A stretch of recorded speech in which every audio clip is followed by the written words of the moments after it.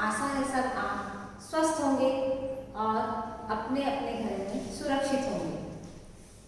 बच्चों, हमने इससे पहले पाठ 1 सीखा, समझा और पढ़ा। मुझे उम्मीद है कि आपने उसे अच्छे तरीके से दोहराव किया होगा। अब हम चलते हैं पाठ 2। पाठ 2, गुरु का ज्ञान। यह छोटी सी नाटिका है जिसमें कि पात्र हैं। कौन कौन है? बादशाह, अकबर, तानसेन, संत हरिदास, कुछ दरबारी, कुछ ग्रामीण। इस पाठ में बताया गया है कि गायन एक कला है। गायन हो या कोई भी काम, जब वह निस्वार्थ भाव से और अपनों की खुशी के लिए किया जाता है तब वह अधिक प्रभावी होता है। तो बच्चों, हम देखेंगे पहला दृश्य है। यहाँ पर बादशाह अकबर का दरबार लगा हुआ है। अकबर, सुनो तानसेन, मैं प्रतिदिन तुम्हारा गायन सुनता हूँ। तुम इतना सुमधुर गाते हो कि मेरा मन ही नहीं भरता। मैं समझता हूँ कि दुनिया में तुम्हारी आवाज सर्वश्रेष्ठ है। अकबर तानसेन से कहते हैं। तानसेन, नहीं महाराज, एक संत है जो मुझसे भी अच्छा गाते हैं।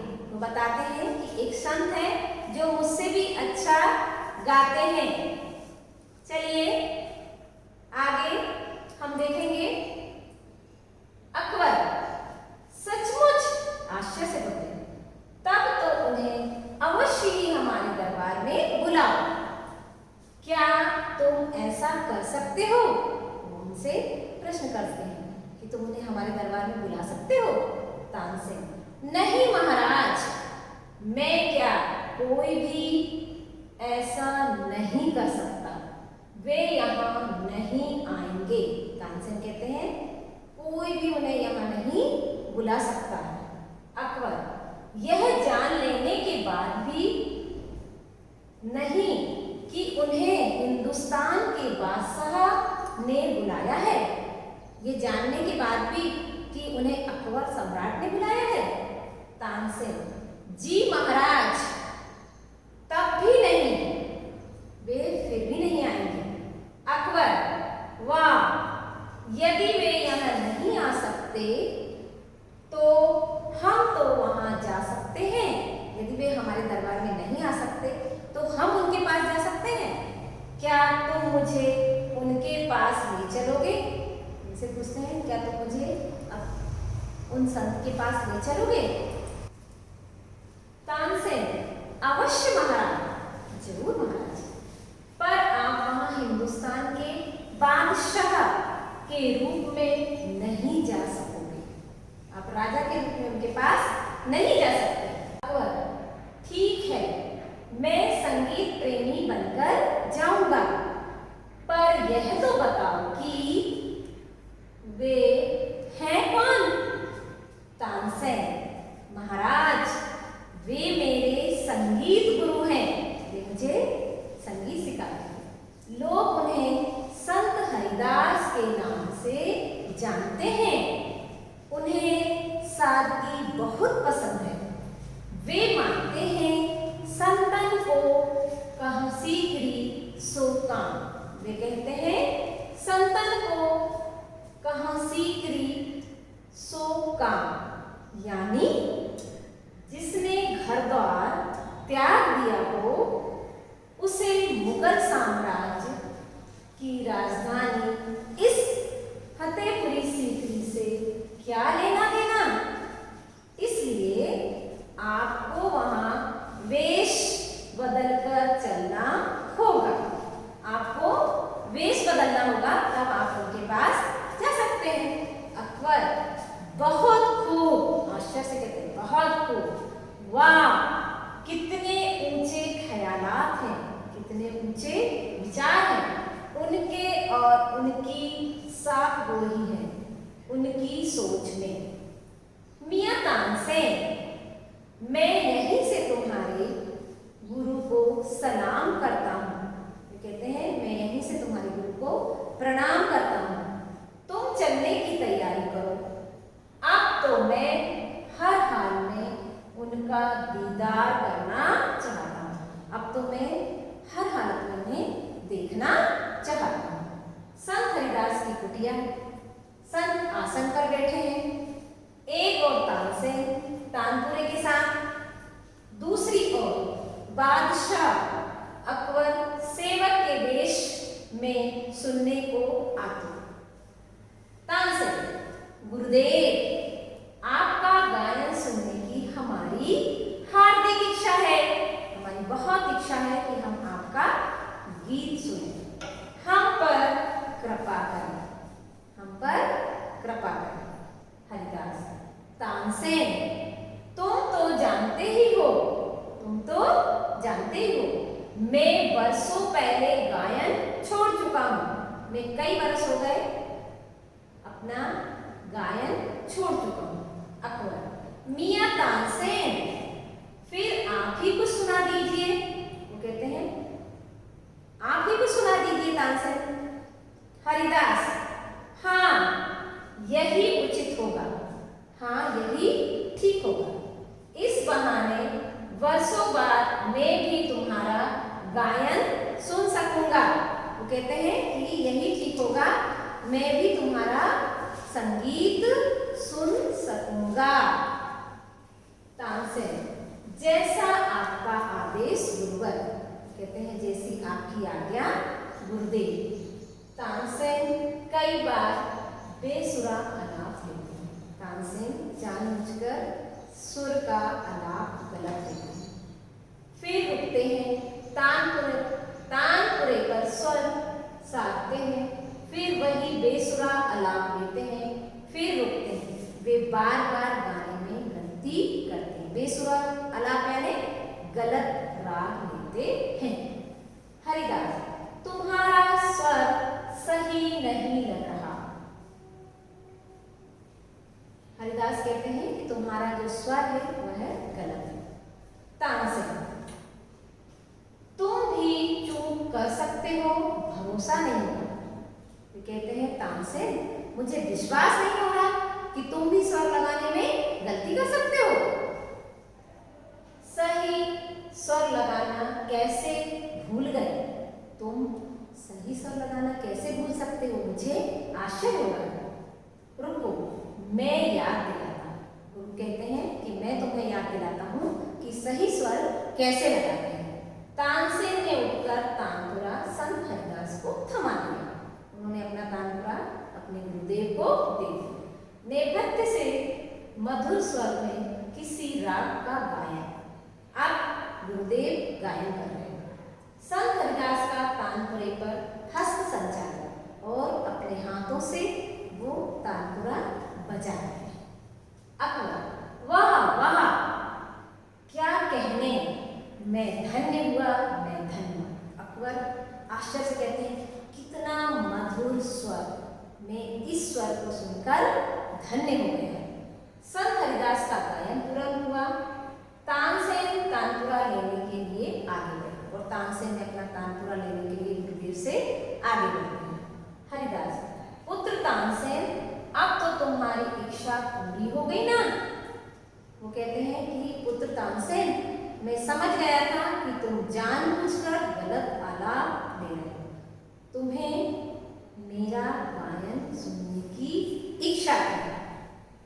मैं जानता हूँ तुमने मेरा गायन सुनने के लिए ही स्वर लगाने में भूल की थी। मैं समझ गया था कि तुम मेरा गायन सुनना चाहते हो। तो बादशाह को हमारा संगीत सुनाने लाए हो ना, और तुम जरूर अपने राजा को अपने साथ लाए हो मेरा संगीत सुनाने के लिए। अकबर, गुस्ताखी माफ हो गुरुजी। कहते हैं कि मेरी गलती के लिए मुझे क्षमा करें। यह मेरी ही जिद थी, मैं कैसे भी आपका गायन सुनना चाहता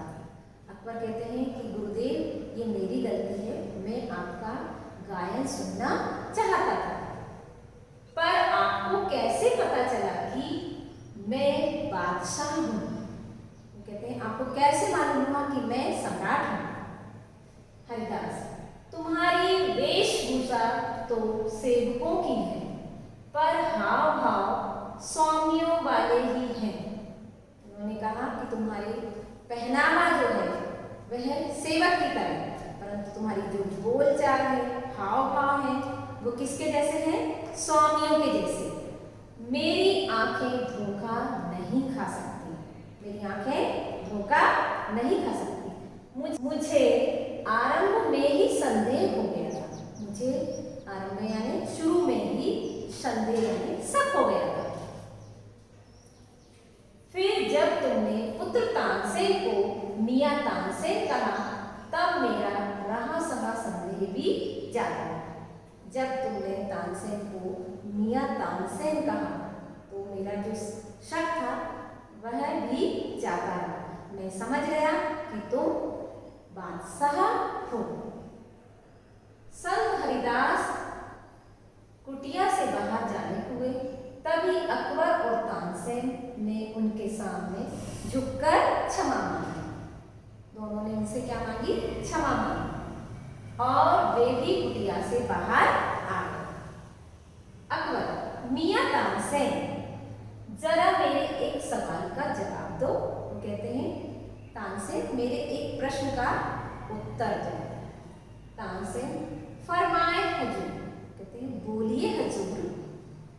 अकबर, मियां तुम संत हरिदास की तरह ही मधुर क्यों नहीं गा सकते?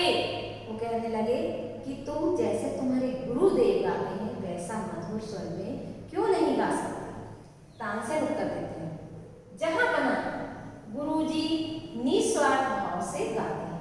उसने कहा गुरुदेव मेरे बिना स्वार्थ के गीत गाते हैं, जबकि मैं स्वार्थवश गाता हूँ और मैं स्वार्थ के लिए गाता हूँ। वे आनंद के लिए गाते हैं, वे अपनी खुशी और दूसरों की खुशी के लिए गाते हैं, और मैं आजीविका के लिए गाता हूँ, मैं अपनी रोजी रोटी के लिए गाता हूँ। इसलिए हम दोनों के स्वर में अंतर है, हमारे गाने में अंतर है। ये जो नाटक था वो सुदर्शन जी ने एक कहानी के आधार पर लिखा था।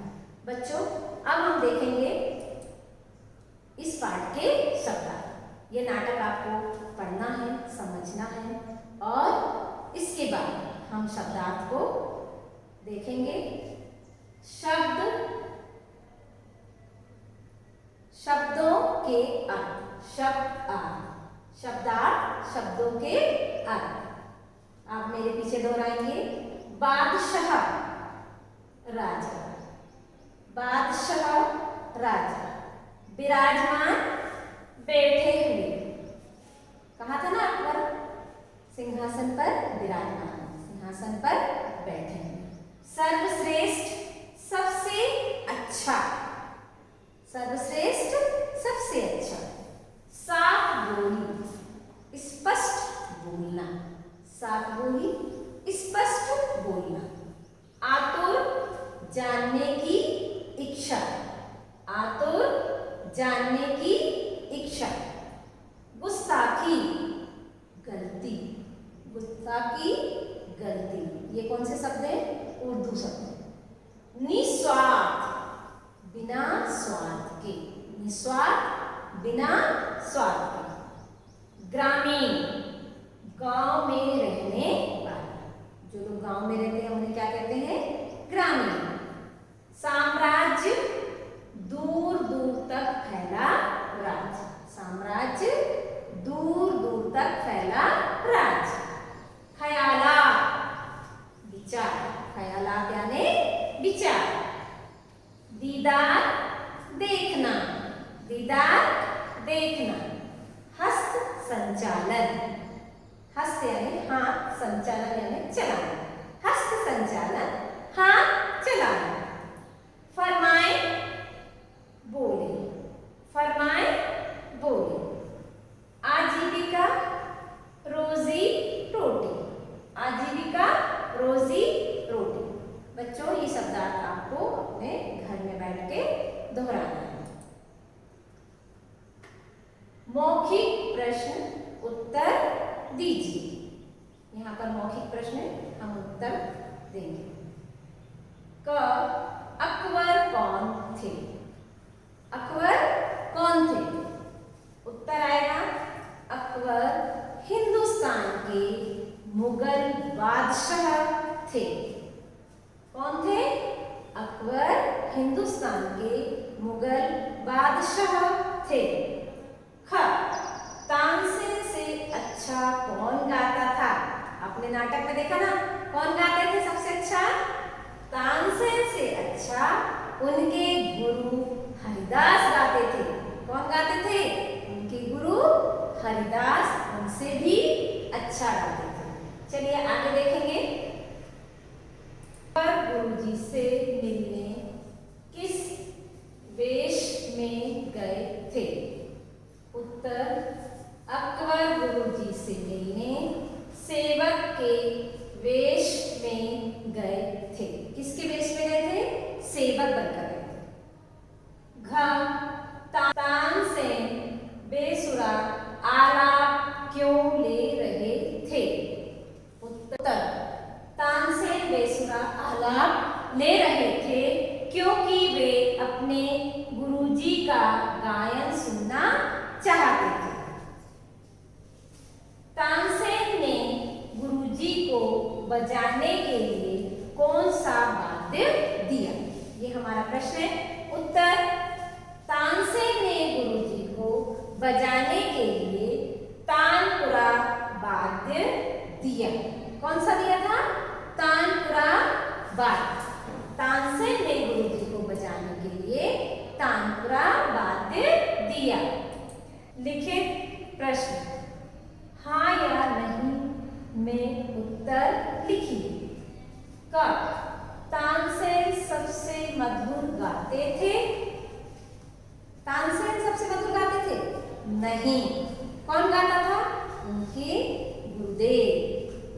ख अकबर बादशाह के वेश में संत हरिदास के पास गए? नहीं। बादशाह के वेश में नहीं गए थे, सेवक के वेश में गए थे। ग तानसेन आजीविका के लिए गायन करते थे? हाँ, वे अपनी रोजी रोटी के लिए गाते थे।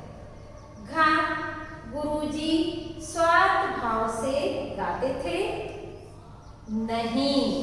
गुरुजी कैसे गाते थे? निस्वार्थ भाव से। चलिए आगे देखते हैं। पाठ्यांश को पढ़कर नीचे पूछे गए प्रश्नों के उत्तर दीजिए। इस पैराग्राफ को पढ़ना है और हमें आंसर देना है। वे मेरे संगीत गुरु हैं। लोग उन्हें संत हरिदास के नाम से जानते हैं। उन्हें सादगी बहुत पसंद है। वह मानते हैं संतन को कह सीकरी सो काम। बच्चों हमें इसी पैरा से उत्तर ढूंढकर देना है। नंबर 1 उपयुक्त पंक्तियों में वे शब्द किसके लिए आया है? उत्तर उपयुक्त पंक्तियों में वे शब्द संत हरिदास के लिए आया है। किसके लिए आया है? संत हरिदास के लिए आया है। तानसेन के गुरु कौन थे? उत्तर संत हरिदास तानसेन के गुरु थे। कौन थे?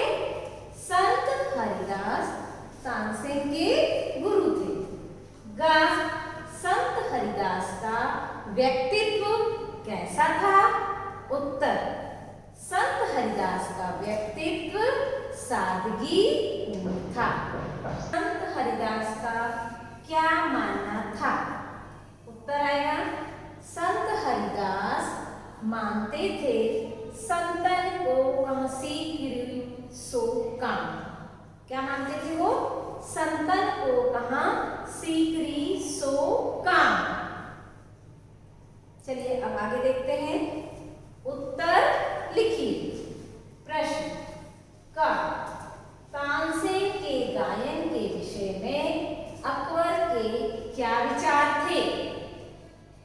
उत्तर, तानसेन के गायन के विषय में अकबर के विचार थे कि वे सुमधुर गाते हैं और दुनिया में उनकी आवाज सर्वश्रेष्ठ है। सर्वश्रेष्ठ है यानी सबसे अच्छी है।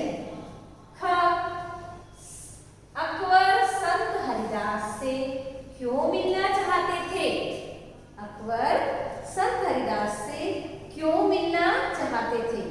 उत्तर, अकबर संत हरिदास के ऊंचे विचार, स्पष्ट बोलने और उनके गायन को सुनने के लिए उनसे मिलना चाहते थे। उन्होंने सुना था तानसेन से कि उनके गुरुदेव बहुत ही मधुर गाते हैं, इसलिए वे उनसे मिलना चाहते थे। गा, गुरुजी को कैसे पता चला कि तानसेन के साथ बादशाह थे? उत्तर, गुरुजी को बादशाह के हाव भाव और तानसेन को मियां तानसेन बोलने के तरीके से पता चला कि उनके साथ बादशाह हैं। तो ये बच्चों हमारे प्रश्न उत्तर थे। आगे का देखेंगे। घ, तानसेन ने गुरुजी जितना सुमधुर गा पाने का क्या कारण बताया? उत्तर है, तानसेन ने गुरुजी जितना मधुर न गा पाने का उत्तर, तानसेन ने गुरुजी जितना सुमधुर न गा पाने का कारण बताया कि वे बिना स्वार्थ के भाव और आनंद के लिए ही गाते हैं। कैसे गाते हैं वे? बिना स्वार्थ के भाव और आनंद के लिए ही गाते हैं। भाषा 2, नंबर 1, दिए गए शब्दों के विलोम रूप लिखिए। विलोम रूप मतलब विपरीत शब्द। देखेंगे पहला क, आगे पीछे, ये आगे और पीछे। ख, सत्य असत्य, सत्य असत्य। ग, गुरु शिष्य, गुरु जो पढ़ाते हैं उन्हें गुरु कहते हैं, शिष्य जो पढ़ते हैं। तो गुरु का गुरु, शिष्य, गुरु का विलोम शिष्य। स्वार्थ निस्वार्थ, स्वार्थ निस्वार्थ। राजा रंग, राजा का विलोम रंग। सरल कठिन, सरल का विलोम कठिन। अंधेरा उजाला, अंधेरा उजाला। आरंभ अंत, आरंभ अंत। तो ये बच्चों हमारे क्या थे? विलोम शब्द। नंबर 2, पाठ में आए इन शब्दों के दो समानार्थी शब्द लिखो। समानार्थी शब्द समान अर्थ देने वाले शब्द। का, गुरु, शिक्षक, अध्यापक। गुरु कौन और क्या बोलते हैं? शिक्षक। अध्यापक और आप क्या बोलते हो? टीचर। तीनों सही है। आंख, नेत्र, नयन। आंख को क्या बोलते हैं?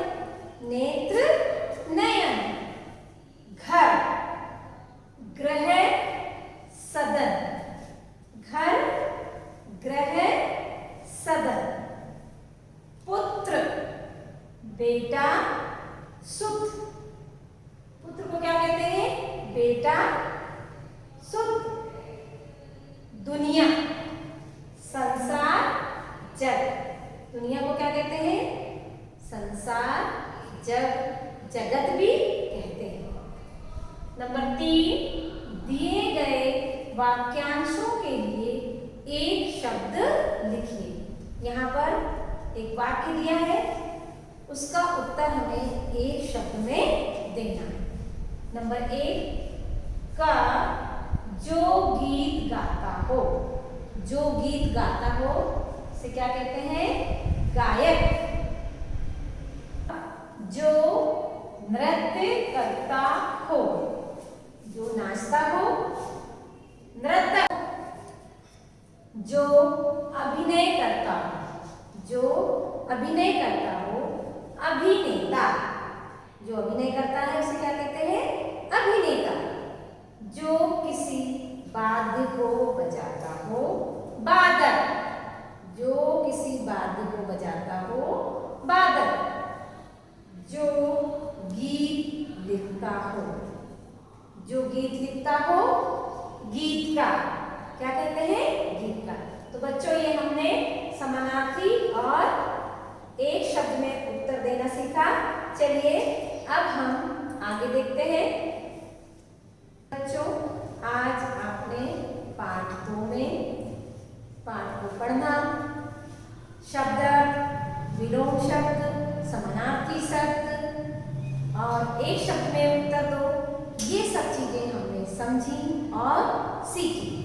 आपको क्या करना है? इन सभी को घर में दोहराना है और साथ ही आपको ये होमवर्क भी करना है। प्रश्नों के उत्तर याद करके रफ कॉपी में लिखो। आपको प्रश्नों के उत्तर याद करना है, उसके बाद अपनी रफ कॉपी में उनको लिखना है। पाठ में आए कोई 5 समानार्थी शब्द लिखिए। आपके पाठ में जो भी शब्द आए हैं उनके कितने कितने समानार्थी शब्द लिखना है? आपको 2-2 समानार्थी शब्द लिखना है। बच्चों आज हमने जो सीखा है उसे आप अच्छी तरह से सीखिए और अपने घर में रहिए, सुरक्षित रहिए। अब हम अगली क्लास